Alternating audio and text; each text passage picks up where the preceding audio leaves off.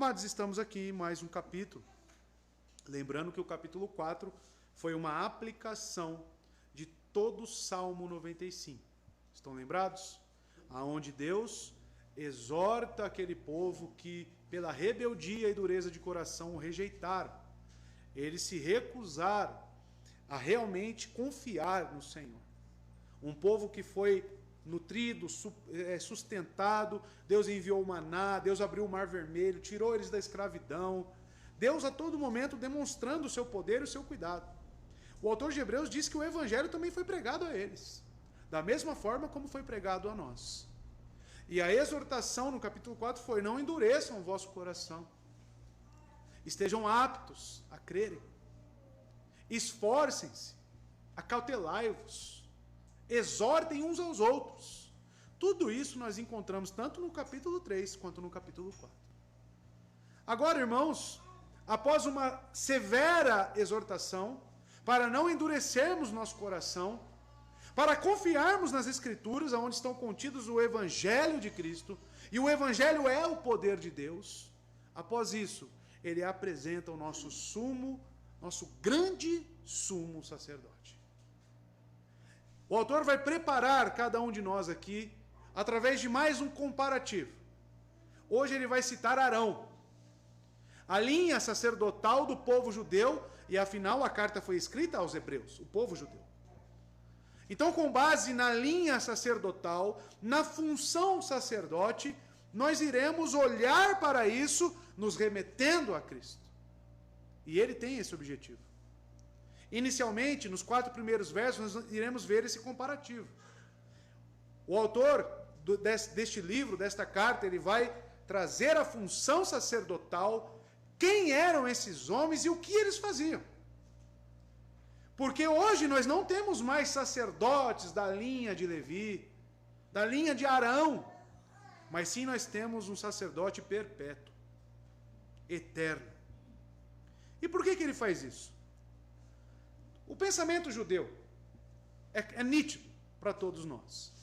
Se você entrasse num debate com um judeu a questões de religião, se você apresentasse o cristianismo para ele e ele apresentasse o judaísmo, ele faria algumas perguntas para você. A primeira das perguntas seriam: quem é seu sumo sacerdote? Quem faz mediação entre você e Deus? Quem oferece os sacrifícios para expiar os seus pecados? Você está aqui, Deus está lá. Como que você se conecta com Deus? E ele te apresentaria: quem nós temos aqui, o sacerdote. Quando eu tenho algum pecado, quando eu tenho algo em débito para com meu Deus, eu vou até esse sacerdote, levantado por Deus, e ele intercede por mim. E você? Quem você tem? Certamente eles fariam isso. Eles trariam o pacto de Moisés. Eles falariam de Moisés, que foi aquele que recebeu a lei, que foi um dos primeiros também a ser um profeta no meio do povo. O cristão teria respondido: mas nós temos um sumo sacerdote. Nós temos um grande sumo sacerdote e perfeito. Ele tem oferecido sacrifícios pelos nossos pecados. Ele não se limita a um templo terreno. Não precisa oferecer sacrifícios anuais ou diários, mas apenas um. Ele fez um sacrifício definitivo, completo, perfeito, que supre todas as minhas necessidades.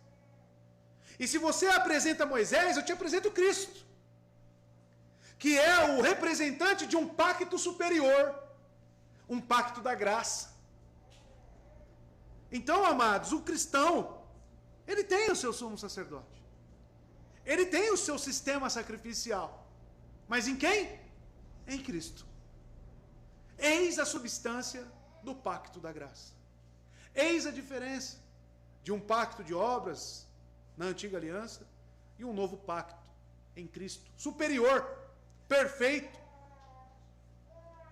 O coração do livro de Hebreus gira em torno disso, irmãos. Deste sumo sacerdote. E vocês irão perceber que dos capítulos 5 ao capítulo 9, o autor concentra-se nesse sumo sacerdócio de Jesus.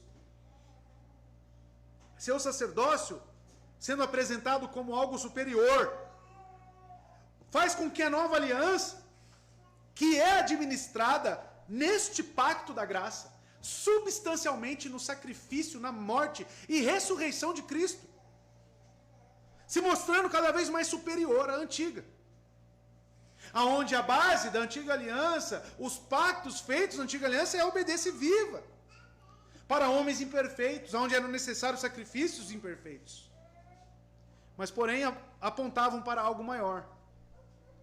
Ele fez com que todos os sacerdotes, Cristo, fez com que todos os sacerdotes juntos na antiga aliança não fizeram, nunca, e nunca poderiam ter feito. Cristo, ele se apresenta fazendo algo que, se juntasse todos os sumos sacerdotes, não conseguiriam fazer. Esses sacerdotes imperfeitos que um judeu apresenta eram sombras do que viria. O perfeito Jesus Cristo. Então tudo isso Deus fez. Por que, se é imperfeito? Por que Deus já não fez algo em Cristo? Amados, o plano redentivo de Deus, ele foi sendo construído ao longo da história. Deus foi dando amostras do que viria posteriormente. Ele instaurou, foi Deus quem enviou através de Moisés todo o sistema sacrificial. Mas em momento algum ele disse que aquilo era um meio para se salvar o homem. Mas sim, ele exigia a obediência dos homens quanto aquilo, para perdão. Mas nunca que um sacrifício de um animal poderia erradicar o poder das trevas no homem. Isso somente alguém que viria. As promessas feitas por Moisés, as promessas feitas a Davi, as promessas feitas a Noé, até mesmo em Gênesis, Adão e Eva, a semente da mulher que viria, ao qual nós chamamos de proto-evangelho. Então a leitura do Antigo Testamento, ela tem que ser uma leitura cuidadosa. Cuidadosa em cavar as Escrituras e encontrar Cristo, irmãos. E é exatamente isso que o autor de Hebreus está fazendo. Quando ele apresenta o Evangelho para um povo judeu, um povo arcaico, um povo enraizado nos costumes da lei, não é uma tarefa fácil. Então você percebe que o autor, ele pega a vivência dos judeus, e falar de um sacerdócio e sacrifício é algo que, para um judeu, é normal, é algo que ele vive, é algo que ele está habituado. Mas agora ele quer pegar esse costume judaico e falar, veja, isso aqui está aqui em Cristo, aperfeiçoado. E é isso que nós temos que olhar, irmãos. É isso que nós temos que voltar os nossos olhos. Ou seja, é o fim das sombras. Os sacerdotes eram mediadores de Deus. Mas com o sacrifício de Jesus Cristo na cruz, na plenitude dos tempos, a necessidade de um templo, de um sacerdócio levítico, se encerrou. Se o supremo sumo sacerdote veio, qual a necessidade desses antigos? É a mesma coisa, você olha para a sombra projetada, mas quando o indivíduo, da onde provém a sombra, ele se apresenta a você, a sombra não tem mais necessidade dela. Você se encontrou com um sujeito específico, Cristo Jesus. Amados, não havia mais exigência para um sumo sacerdote, como aqueles da linhagem de Arão. Jesus era tanto o sumo sacerdote, como o próprio sacrifício permanente. Assim como ele é o bom pastor, ele também é a porta das ovelhas. Aonde que fica claro isso no Novo Testamento? Se você já fez uma leitura cuidadosa dos evangelhos, você vai perceber que tudo isso que eu estou falando na introdução é algo nítido. Mateus capítulo 27, versos 50 e 51. Assim que Cristo morreu, consumou a sua obra, o plano de Deus, olha o que aconteceu. Segundo Mateus diz, depois de ter bradado novamente em alta voz, Jesus entregou o seu espírito. Então ele morreu. Cumpriu. Morreu pelos nossos pecados. E o que aconteceu? Veja só, se não é o encerramento de toda a linhagem sacerdotal. Veja só, naquele momento o véu do santuário rasgou-se em duas partes. De alto a baixo, a terra tremeu e as rochas se partiram. O que significa isso aqui, irmãos? O templo, eu já disse isso em outros cultos, ele era dividido em 3 partes. A primeira parte era o pátio dos gentios, geralmente onde eles vendiam até mesmo os animais. A segunda parte era a parte onde somente os judeus entravam para cultuar a Deus. E existia uma parte que somente um entrava, o sumo sacerdote. E essa terceira parte é onde ficava a arca da aliança. E a arca da aliança representava a presença de Deus. E ele entrava ali uma vez por ano. Ou seja, era um acesso restrito e somente de uma pessoa ordenada pelo próprio Deus. E como é que eles dividiam uma ala da outra? Essa última ala era dividida por uma espessa cortina. Espessa, irmãos. Se vocês analisarem profundamente lá em Levítico, quando ele instaurou as regulamentações, como devia ser feita essa divisória, você vai perceber que é uma cortina espessa e pesada. Quando Cristo morreu, o que aconteceu? Segundo o Evangelho, rasgou-se ao meio. Isso tem uma representação para nós. Ou seja, se antes existia algo que dividia, ou que impedia o acesso, hoje não existe mais. Hoje o acesso está livre. Hoje não é necessário mais um apenas.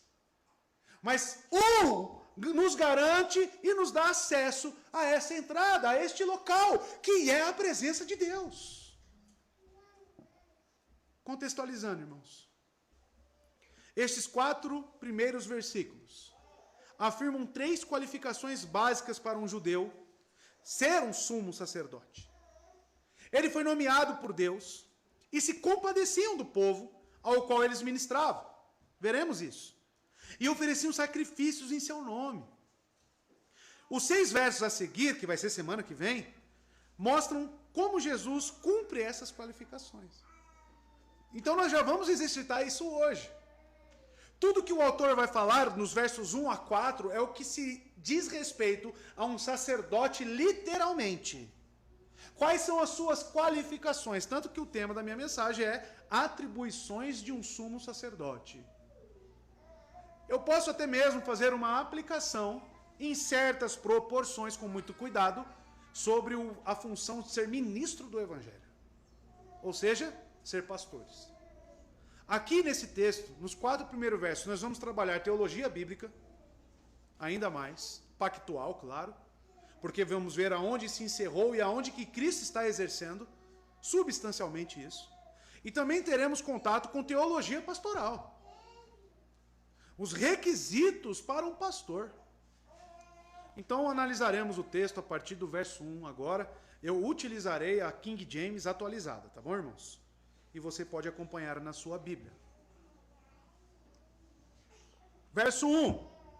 Porquanto todo sumo sacerdote, sendo escolhido dentre os homens, é designado para representá-los em questões relacionadas com Deus, a favor da humanidade, a fim de oferecer tanto dons quanto sacrifícios pelos pecados. Então a primeira parte do verso 1 vai dizer que porque todo sumo sacerdote sendo escolhido dentre os homens. Aqui nós já observamos algumas qualificações. Perceba que tem uma conjunção, né? E o autor ele sempre utiliza isso para complementar o que ele vem falando. E o último texto pregado aqui, semana passada, ele falou no verso 16 do capítulo 4. Portanto, acheguemo-nos confiadamente ao trono da graça, para que possamos obter misericórdia e achar graça e auxílio em tempo de necessidade. Por que ele disse isso? Porque no verso 15 ele apresentou um sumo sacerdote, um grande sumo sacerdote. E agora ele vai continuar abordando esse sacerdócio de Cristo. Primeiro aspecto que vemos no verso 1, que esse sumo sacerdote ele é escolhido. Veja, tanto no Antigo Testamento, de acordo com a lei de Moisés, e você pode ver isso em Êxodo capítulo 28, 29, Levítico capítulo 8 ao 10, Números do capítulo 16 ao 18, que Deus determinou claramente quem seriam os sacerdotes. Ou seja, somente Arão, seus filhos e a sua linhagem tinham permissão para servir no altar. Era algo aberto? A qualquer um? Não. Algo restrito. Algo que é por escolha soberana de Deus. O sacerdócio era, portanto, uma fraternidade fechada, sendo fixadas para sempre mediante descendentes naturais. Como podemos desprender do processo de seleção, irmãos? Um sumo sacerdote era escolhido dentre os homens. Então Deus, ele prepara certas pessoas segundo os seus critérios e ele separa.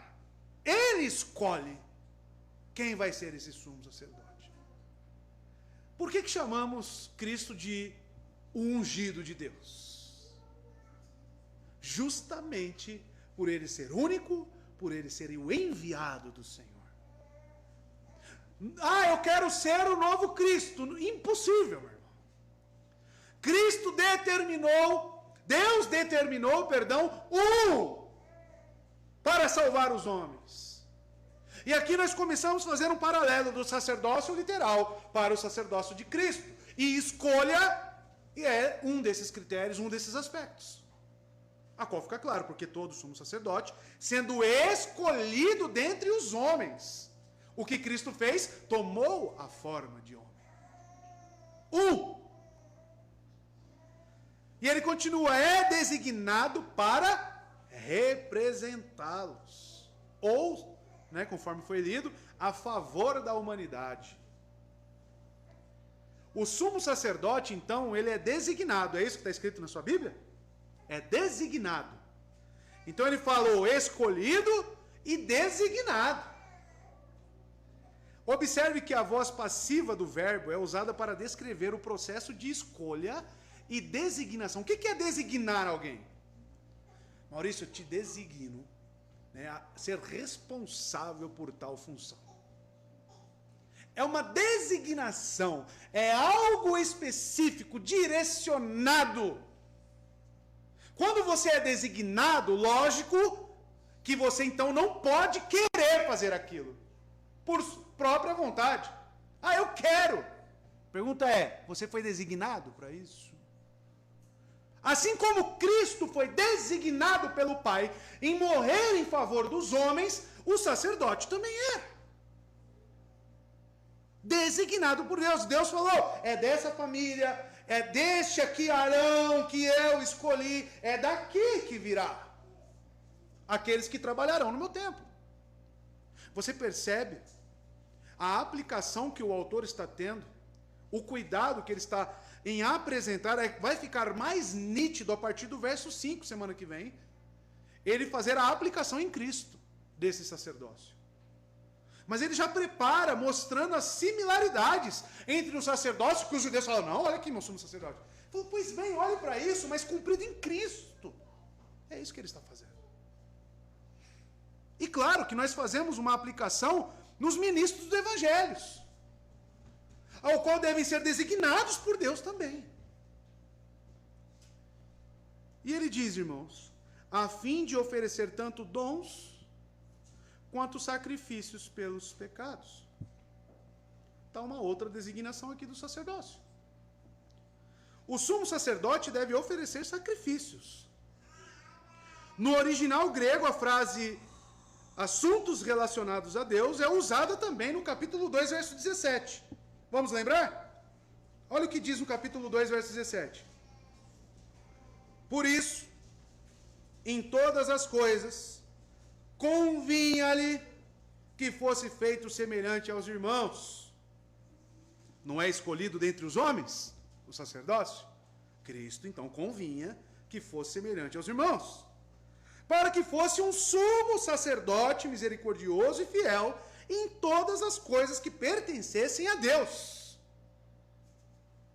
ou relacionadas a Deus, como é escrito aqui, para operar a reconciliação por causa dos pecados do povo. Você observou similaridades do verso 17 do capítulo 2 com ao qual estamos agora? Então você vê que o autor ele volta naquilo que ele já falou e agora ele vai destrinchar melhor. Amados, o autor especifica que isso envolve um trabalho do sumo sacerdote, que é fazer expiação pelos pecados do povo. O que Cristo fez por nós?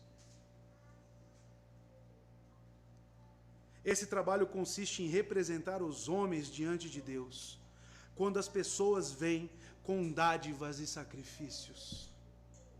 Qual que é o sacrifício aceitável a Deus? O que Deus quer? Desde o Antigo Testamento. Ele queria novilhos? Animais? Qual era o sacrifício que ele desejava? Um coração quebrantado, contrito, um coração disposto a obedecer. Esse é o sacrifício que Deus quer. Por isso que em Romanos 12, Paulo fala, apresentar os vossos corpos como sacrifício vivo. Ele está falando ali, implicitamente, de obediência. De você consagrar a sua vida, santificar a sua vida, irmãos, conforme os preceitos da palavra. E isso você vai ver de Gênesis a Apocalipse, meu irmão. Cristo foi esse. Cristo foi esse sacerdote representante de um povo que ofereceu o seu corpo como sacrifício vivo, que foi colocado no madeiro, que se colocou sujeito à lei para cumprir as exigências de Deus no meu e no seu lugar. E através desse sacrifício, o Espírito Santo vem sobre aqueles que creem neste sacrifício, nesta obra de Cristo, e trabalha nesse coração para começar a obedecê-lo. Ou seja, quando você olha para um sacerdote, literalmente, um judeu sacerdote, o que Deus esperava? Que você olhasse para a imperfeição daquilo e esperasse, com base nas promessas, que algo melhor viria. Foi prometido no Antigo Testamento, irmãos. Aqui no texto ele diz sobre dons, correto? Oferecer tanto dons quanto sacrifícios. Aí você talvez pergunte, mas que dons são esses? Que sacrifícios são esses? Dons ou dádivas, dependendo da sua versão, significa presentes de honra ao Senhor. E ele está falando sobre a atribuição de um sumo sacerdote de pegar essas dádivas, esses presentes e apresentar diante de Deus. Então veja, presentes eram ações de graças e dedicação. Muito semelhante com a oferta que oferecemos a Deus. É uma atitude de agradecimento, de reconhecimento que Deus tem cuidado de nós. Gratidão. Levítico capítulo 2, você pode ver essas dádivas, né? Esses dons, que geralmente eram grãos, farinha, óleo, parte da oferta que era queimada no altar e o restante pertencia ao sacerdote. Tá? Só que esses grãos, farinha, não era para remover, perdoar os pecados, era uma forma de agradecimento. A oferta representa a dedicação de uma pessoa a todos e todos os seus bens a Deus em agradecimento completo por aquilo que Deus tinha feito. Então, se eu tinha farinha, por que eu dava uma parte daquilo? Ah, porque Deus prescreveu que assim fosse. Não só isso. Existe, sempre que você ler um mandamento no Antigo Testamento, uma ordenança no Antigo Testamento, por exemplo, circuncidar o filho no 8º dia. Isso tem um aspecto, sim, físico, literal, mas também tem um aspecto espiritual. No caso, era físico, literal, separar uma nação diferente das outras. Espiritual, consagração, um povo marcado e dedicado ao Senhor, um povo santificado, coisa que hoje nós somos feito pelo Espírito Santo. Quem circuncida nosso coração? O Espírito Santo. Todas as leis do Antigo Testamento têm um aspecto espiritual, irmãos.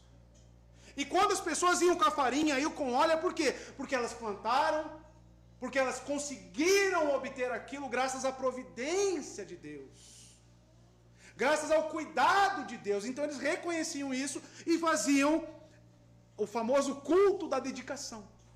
Aí eles levavam para o sacerdote ficava com uma parte daquilo. Então tem um aspecto de sustento dos sacerdotes e também tem um aspecto de agradecimento espiritual, que perpetua até hoje, que nós temos que ser gratos. Sacrifícios é o próprio sacrifício, os animais, que vem do grego, a palavra dádiva, não sei se eu falei, mas dons vem do grego doron, tá? Que significa presentes de honra ao Senhor. Sacrifícios vem do grego tusia, que significa sacrifícios, vítima. Os sacrifícios, no entanto, foram para a expiação de pecados. Eles não podiam remover o poder do pecado sobre o indivíduo, mas foram feitos para que se obtivesse o perdão. Então eles iam lá, ofereciam aquilo para que eles fossem perdoados. Só que no outro dia pecava, tinha que fazer o quê? Tinha que ir de novo lá. Sacrifício atrás de sacrifício. Haja animal, haja bicho, para tanto pecador. Consequentemente, eles tinham que ser contínuos e repetitivos. E isso, amados, facilmente nós comparamos com Cristo. Ele traça uma comparação entre Cristo e os sacerdotes levitas. E mostra em que ponto se assemelham e a diferença que existe entre eles. E o objetivo de todo o discurso é mostrar qual de fato é o ofício de Cristo. E também mostrar que tudo que foi instituído sobre a lei foi instituído por sua causa. Quando Deus prescreveu a lei, o que ele tinha em mente? Qual que era o objetivo dele? Quando Deus entregou as tábuas da lei, quando Deus entregou a Moisés toda a prescrição de sacrifícios, lá em Levítico, que você lê, né? Você lê, nossa, Levítico é chato, né? Tanta coisa aqui, tanta regra, tanta lei. Não, não é chato. Porque quando Deus entregou aquilo, ele estava pensando em Cristo. Ele estava pensando em alguém que viria. Então, amados, daqui o autor avança com o intuito de finalmente mostrar que o antigo sacerdócio foi abolido. Aqui fica claro o nosso pactualismo batista, que houve uma descontinuidade em todas essas prescrições literais do Antigo Testamento. Houve uma quebra, por quê? Porque Cristo é superior e cumpriu tudo isso. Entendem? Cristo é apresentado aqui através da figura literal dos sacerdotes. Verso 2.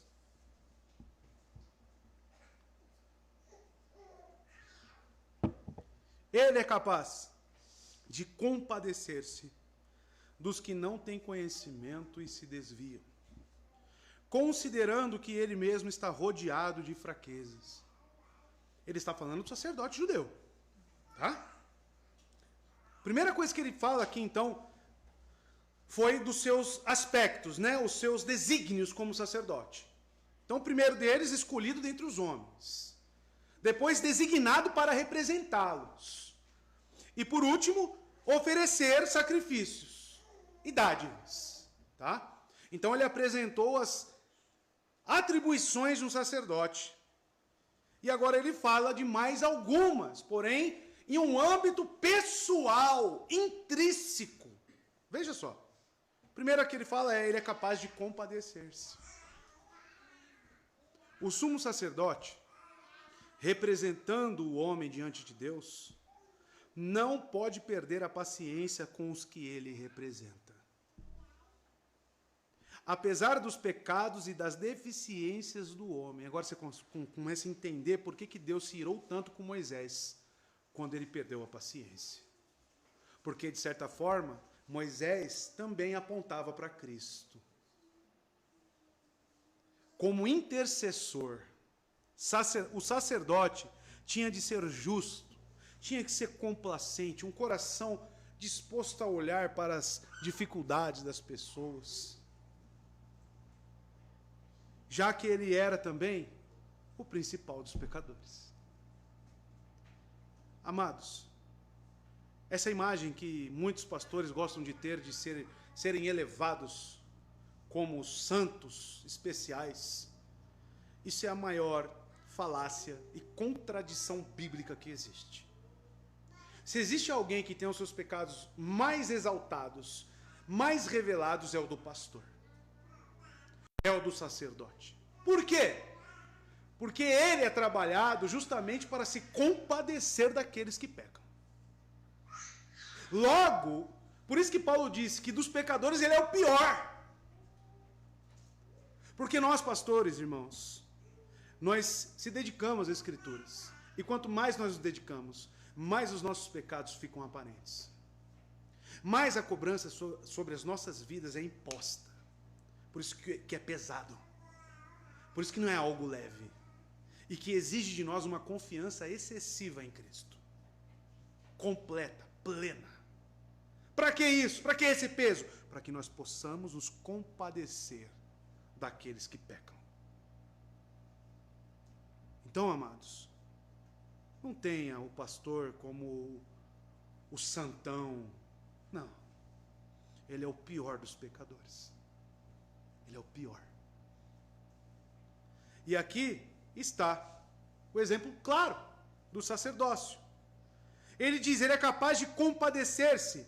Essa palavra compadecer-se vem do grego metriopáteo, que significa para lidar com cuidado. Para lidar com cuidado. A pessoa vem toda arrebentada do mundo, cheia de pecado. Aí o pastor recebe. Aí ele vai estabelecer uma diferença entre ele e a pessoa? Não é assim. O pastor ele tem que passar, tem que conhecer o que aquela pessoa está passando. Ele tem que sentir a dor que aquela pessoa está sentindo. Ele tem que chorar por aquela pessoa. Essa é uma das habilitações de um pastor.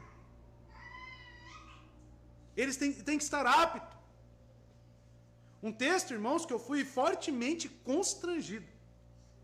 Porque o nosso coração, ele é tendencioso a estabelecer parâmetros e querer recusar um ou outro. E existe um na Bíblia que fez isso explicitamente. Jonas.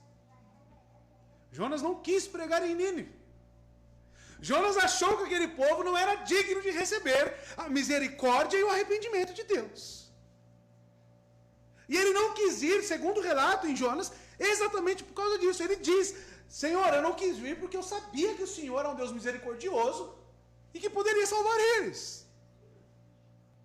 Então Jonas estabeleceu os seus parâmetros sobre quem deveria ser salvo ou não. Quem deveria receber ajuda ou não. E o texto que falou comigo está em Jonas 4, no último capítulo, verso 11. Não sei se você está recordado, vou te lembrar. Deus faz crescer uma aboboreira, né? Acredito que é esse o nome que está lá, uma plantinha.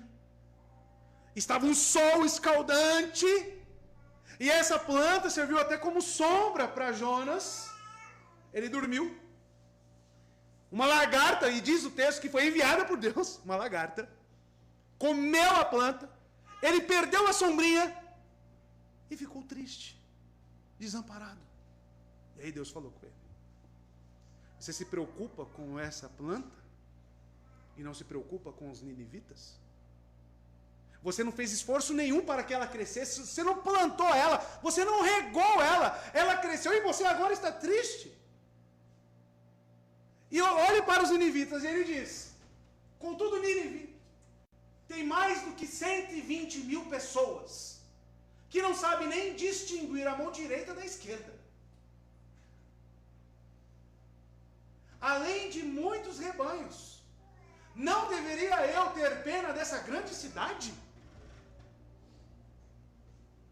O que nós precisamos mudar na nossa cosmovisão, no nosso pensamento, é que a maioria das pessoas, e que nos procuram muitas das vezes, não sabem nem distinguir a mão direita da esquerda. As pessoas não sabem nem responder quem é Cristo. Por que ele tem esse nome Cristo? O que é o primogênito? O que é o ungido? Qual que é a obra redentiva do Pai? Não sabem. E aí nós crescemos para cima dessas pessoas, pensando que nós somos o dono da razão. Não. A nossa atitude tem que ser como a atitude de Deus para com os ninivitas. Eles não sabem distinguir a mão direita da esquerda. E nós queremos escolher. E nós queremos estabelecer parâmetros. O evangelho que você conhece deve te colocar em sujeição e serviço aos outros. E não em arrogância. E não em prepotência. Amados, quando ele fala que o sacerdote ele tem que se compadecer, do grego metriopáteo, amados, também significa isso tratar com brandura, com moderação.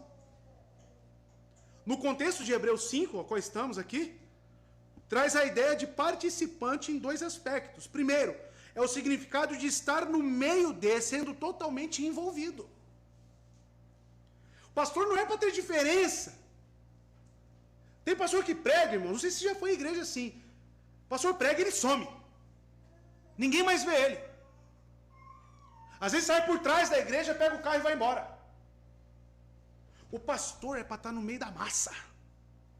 É para estar envolvido, tendo contato com os irmãos. O outro aspecto do compadecer-se é compreender. É entender a dor do outro. É analisar a dificuldade que a pessoa tem. Por isso que geralmente um pastor ele pergunta muito: de onde você veio? Mas o que você sabe? O que te ensinaram?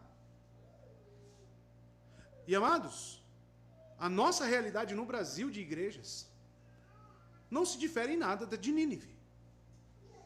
As pessoas estão dentro da igreja, mas elas não sabem discernir a mão direita da esquerda. As pessoas não sabem diferenciar santidade de santificação. O irmão estava falando comigo, ficou 6 anos numa igreja onde não falaram nada para ele. Dá até um certo ar de indignação, né, irmão? Indignação. Aí você cai de paraquedas aqui na nossa igreja, vem na IBD, pacto da graça, pacto de obras, pacto não sei o quê, né? Justificação, aí você começa a ficar meio maluco.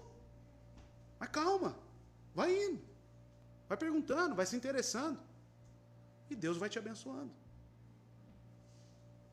A realidade das igrejas no Brasil, em Mogi, é triste. E qual é o nosso papel?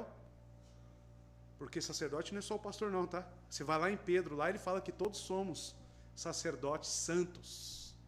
Tá bom? Amados, o sacerdote ele tem que se compadecer, conhecer, compreender.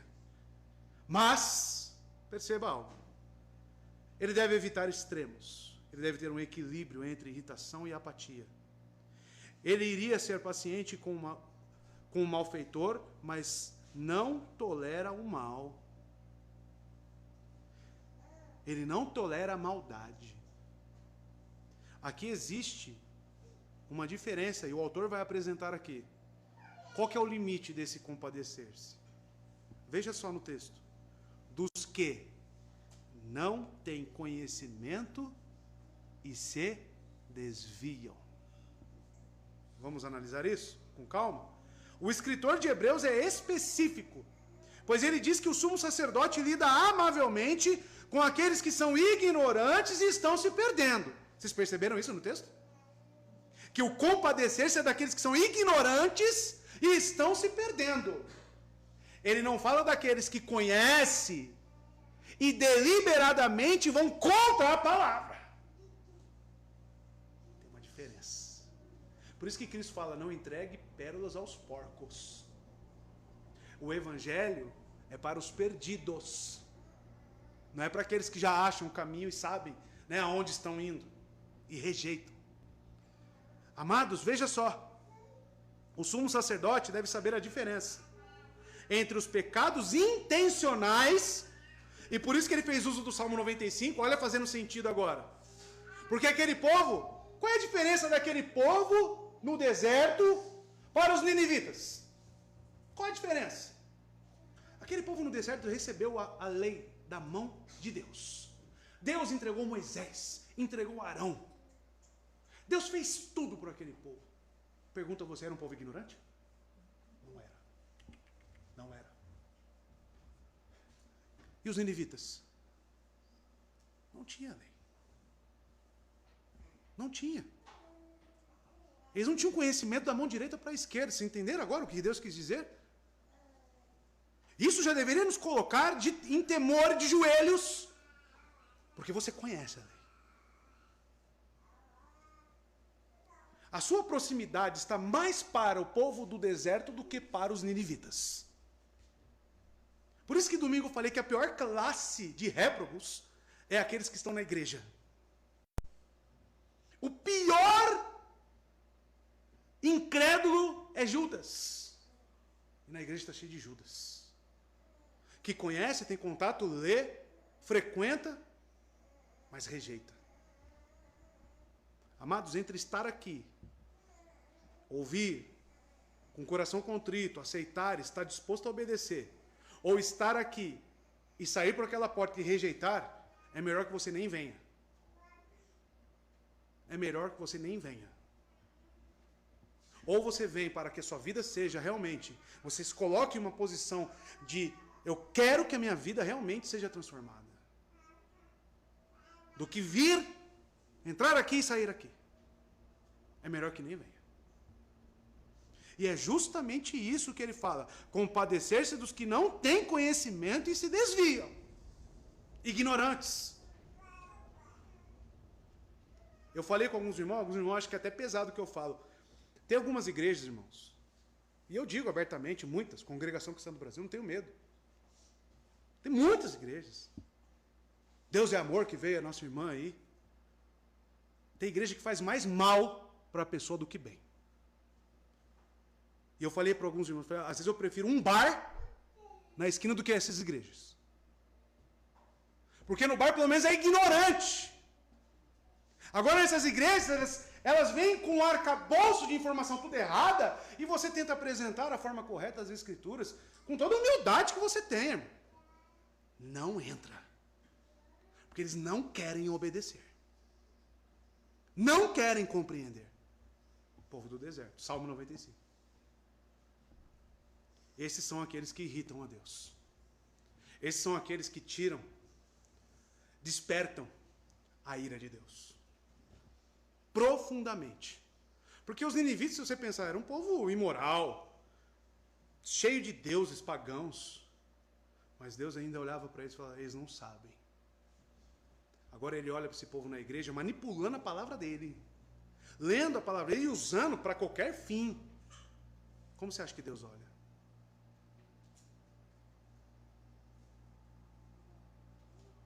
Amados, temos que tomar cuidado com aquilo que a Escritura relata e anota para nós. E isso é um detalhe muito importante, dos que não têm conhecimento e se desviam. E ele está preparando o terreno para apresentar o grande sumo sacerdote que é Cristo. Considerando que ele mesmo está rodeado de fraquezas. Então o sacerdote, ele olha para si mesmo e ele sabe que ele está rodeado de fraquezas. Por isso ele se compadece também. O sumo sacerdote nunca pode ser omisso quanto aos pecados, seja de quem for, pois diariamente enfrentava tentações e por causa da sua fraqueza humana, cometia pecados. Porque o sumo sacerdote tinha de enfrentar sua própria fraqueza. Ele estava na mesma situação das pessoas que o procuravam, para que ele intercedesse. Aí, lendo isso aqui, existe espaço para arrogância, hein, pastor? Para se sentir superior? Existe?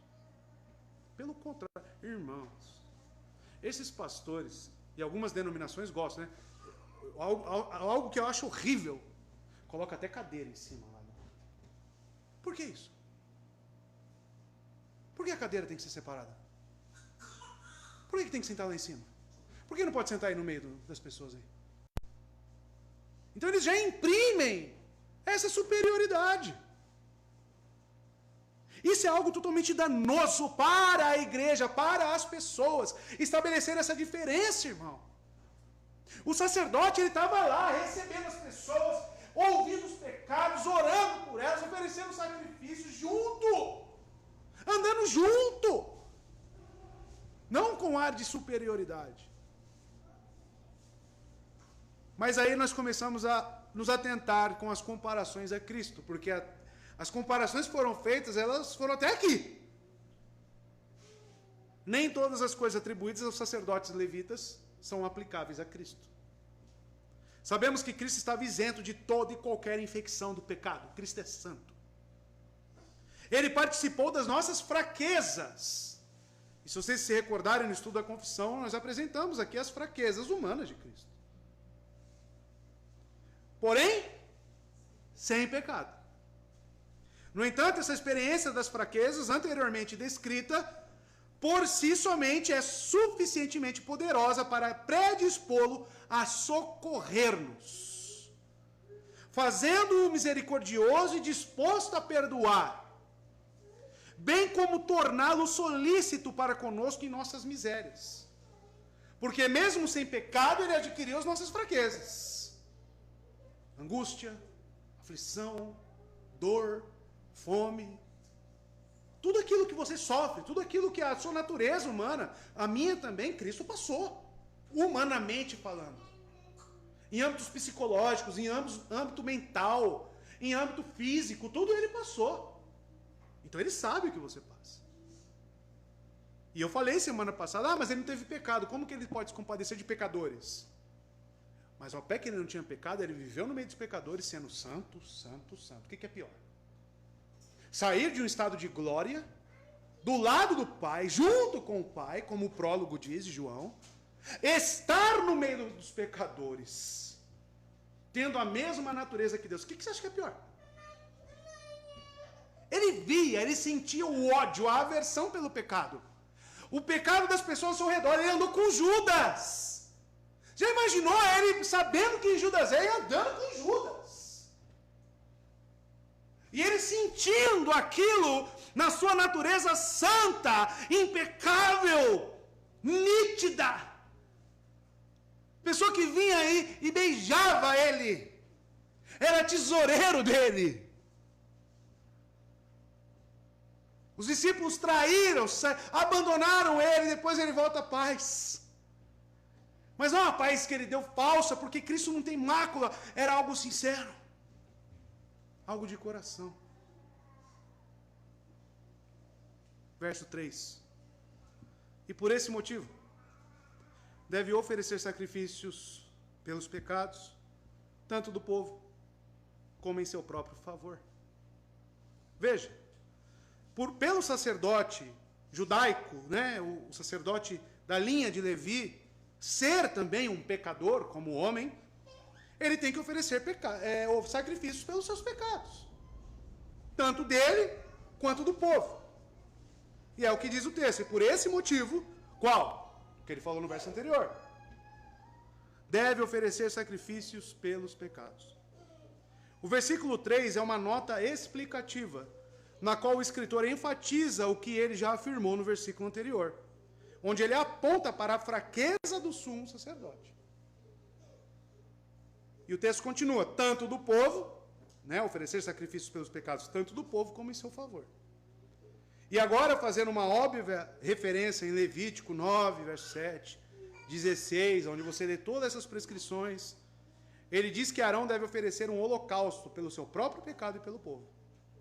O escritor de Hebreus indica a obrigação que o sumo sacerdote tem de oferecer um sacrifício por si mesmo e pelo povo que ele representa. Aqui é importante, e ele dá ênfase no verso 3, por quê? Porque nós estamos fazendo comparativos, correto? Do sacerdócio levítico com Cristo. E quando nós observamos essa nota do verso 3, nós vemos a superioridade de Jesus Cristo. Porque ele não precisou oferecer nenhum sacrifício por si próprio.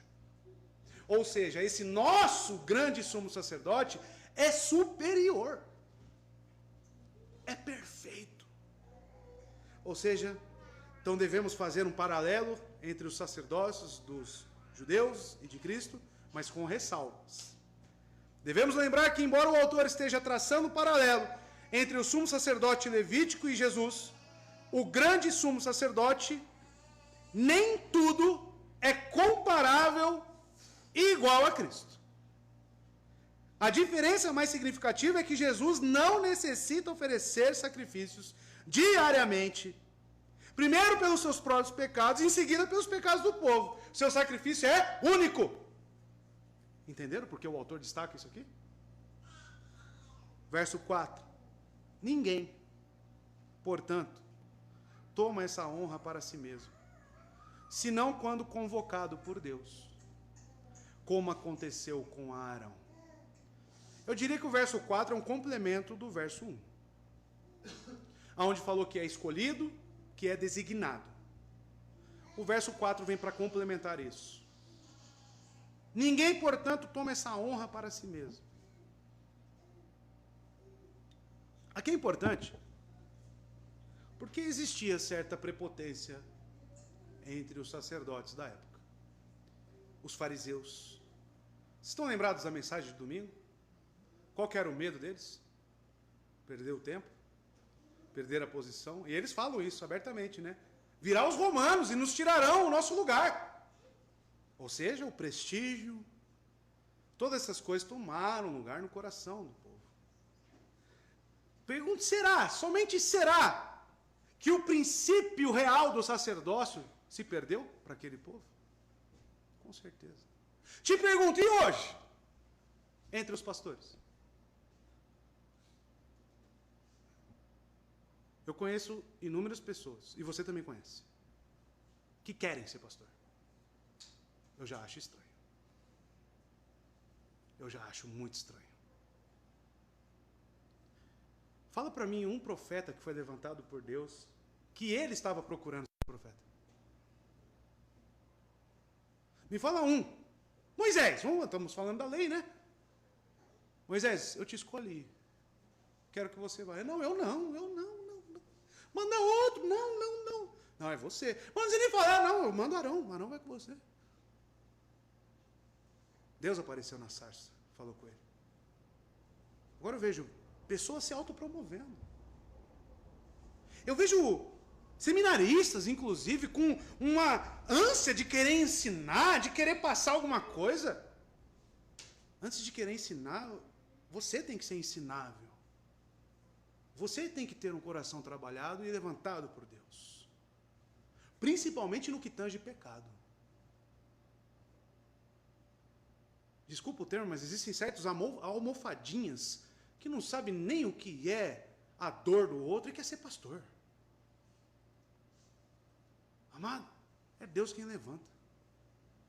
E às vezes eu fico pensando comigo, tudo que eu passei, minha esposa fala comigo. Era uma preparação. Preparação, abandono de pai, de mãe, tanta coisa já passei na minha vida, irmão. Não quero ficar chorando pitanga aqui não, mas são tantas coisas que a gente já passou, que tudo isso foi um forjamento, foi Deus trabalhando na têmpera do aço, martelando, e através da angústia, através do sofrimento e do pecado. Prostíbulos, tudo que você imaginar. Para quê? Para eu chegar e entender o que a pessoa passa. Entender. Isso se chama empatia. Agora pega um menino criado num apartamento, quer ser pastor, não sabe nem o que é um sofrimento, o que é um pai de família sem dinheiro, com o filho chorando, não sabe. Vai se compadecer do quê? Antes de ser pastor, eu sei que muitos têm esse sentimento. Veja se você foi forjado por Deus, escolhido por Deus. Porque o texto é claro, ninguém, portanto, toma essa honra para si mesmo. Ninguém.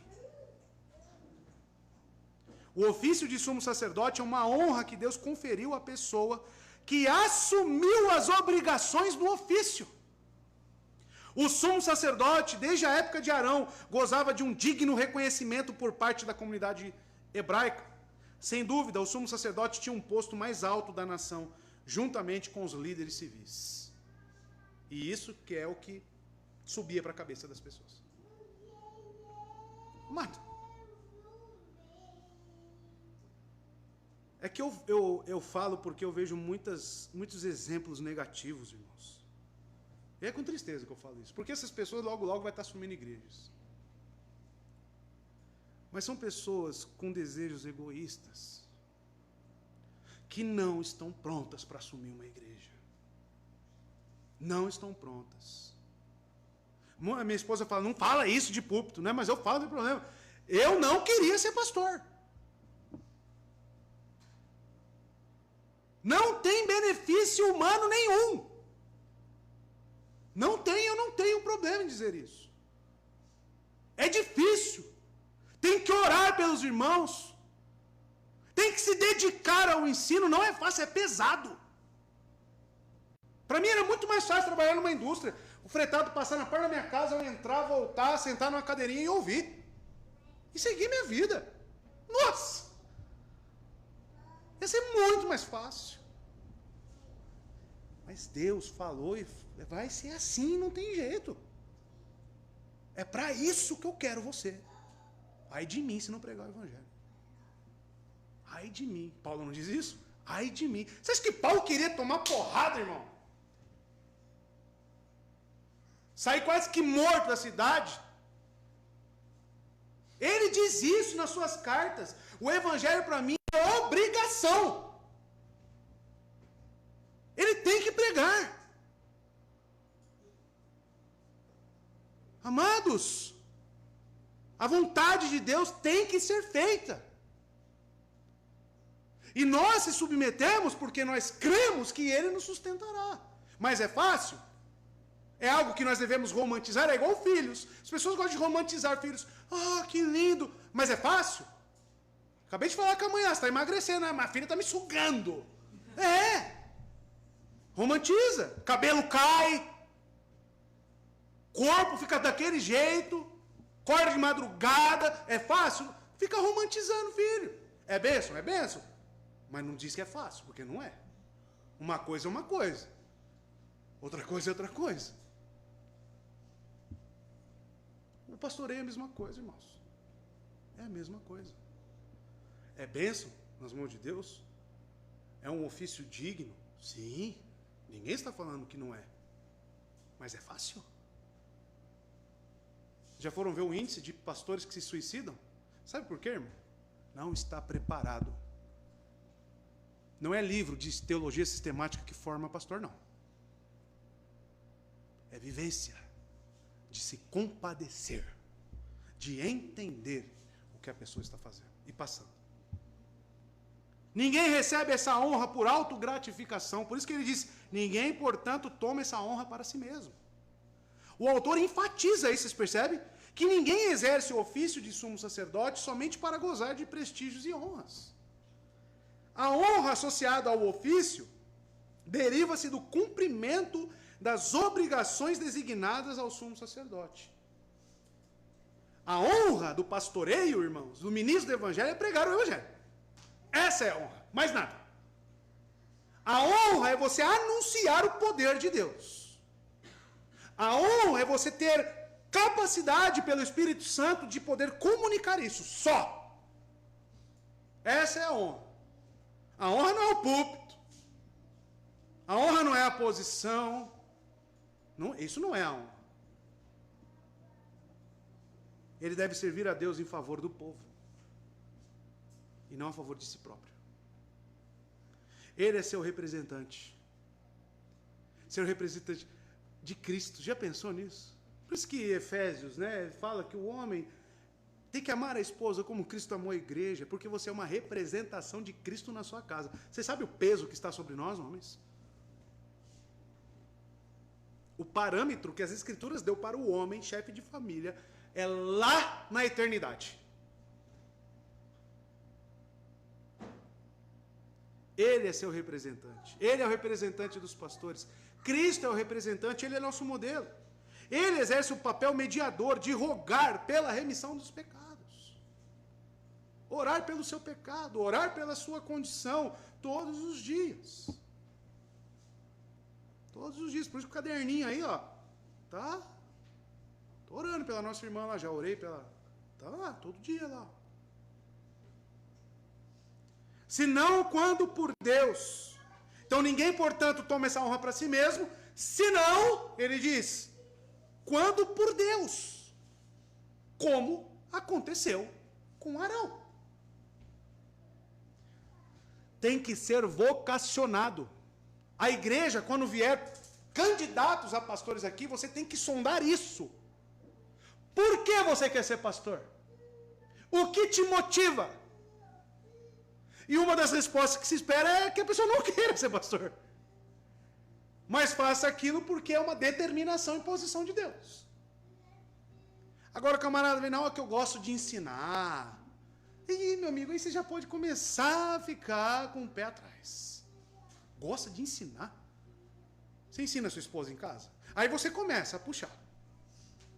Peraí, mas você não ensina a sua esposa e quer ensinar a igreja? Qual que é a medida? Seus filhos, aí você vê. Por que Tito em Timóteo fala que o presbítero, o pastor tem que governar bem o seu lar? Porque a sua casa é o parâmetro do que você vai ser na igreja. Não é daqui para lá, é de lá para cá. O que você é lá? Um monstro. Não cuida da esposa, não cuida dos filhos, aí quer governar a igreja do Senhor? Não entra. Não se compadece nem da própria esposa, vai se compadecer dos irmãos que ele nem tem laço. Irmãos, é tão fácil. Se a gente seguir os parâmetros bíblicos para a nossa vida cotidiana na igreja, nós vamos preservar essa igreja por décadas. Agora, se você começar a abrir exceções, vai se perder. Vai se perder. Por isso é confissão. E nós temos que estar atentos, irmãos. Olha o que as Escrituras dizem. A Escritura é clara. Clara. Aplicação, irmãos. Isso significa que ninguém que não tenha sido chamado por Deus deveria assumir o ofício de ministro do Evangelho ou sacerdócio. Qualquer um, para ser empossado no ofício sagrado, deve ser chamado por Deus. Eu falei de casamento, não falei? Casamento é um ministério dado por Deus. É Deus que une, não é isso que diz as Escrituras? Não separe o homem o que Deus uniu. Então é Deus que une. Ou seja, Deus é quem te dá, é o ministério, é uma dádiva. Casamento é uma dádiva. Antes dos jovens aí quererem casar, tem que se perguntar, estou pronto para me compadecer da minha esposa? Estou pronto para cuidar dela, como Cristo cuida da igreja? Aí você começa olhando a sua vida espiritual. Se está meia boca, para que você vai trazer mais responsabilidade para a sua vida? Você quer se condenar, meu irmão? Já leu a parábola dos talentos? Já leu? O talento lá não é dons miraculosos, não. É responsabilidade. O Senhor deu uma responsabilidade para um, numa certa medida, deu outra responsabilidade para outro, numa certa medida, e depois ele veio cobrar. O que você fez com o que eu te dei? Sua família, seus filhos, uma responsabilidade sobre a sua vida. Seja pai, seja mãe. É um talento. Alguns cuidam tão bem, com tanto amor, ensinam nas Escrituras, que isso dá fruto de 100 para 1, e aí vai multiplicando. Mas tem outros que enterram. Quer casar, irmão? É isso que eu falei, eu falo aqui para os jovens, né? Nossa irmã que sabe disso. E eu falo abertamente, você não está pronto para casar. Agora, você quer casar? Procura outra igreja, procura outro pastor, que você acha um monte aí, que te casa no mesmo dia.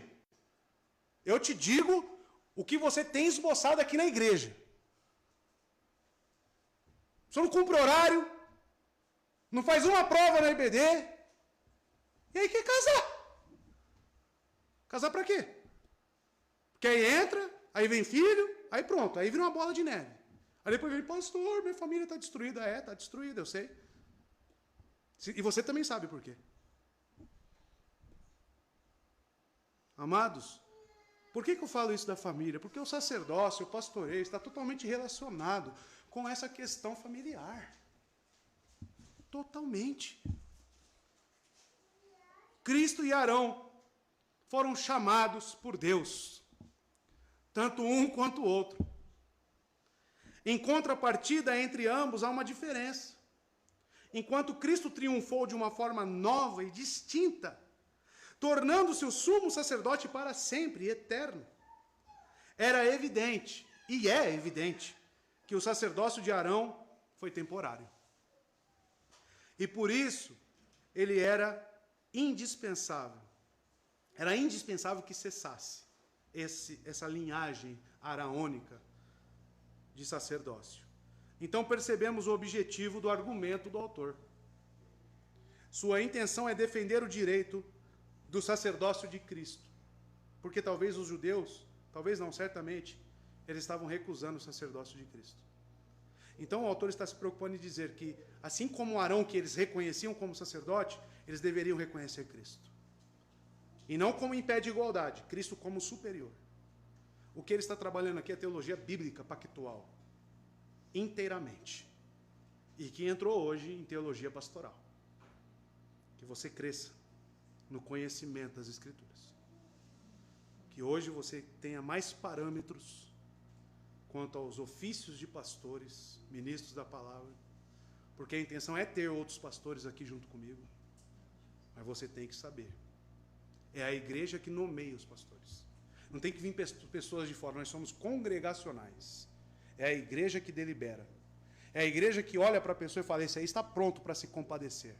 Esse aí conhece a dor do outro. Esse aí já foi testado em várias situações.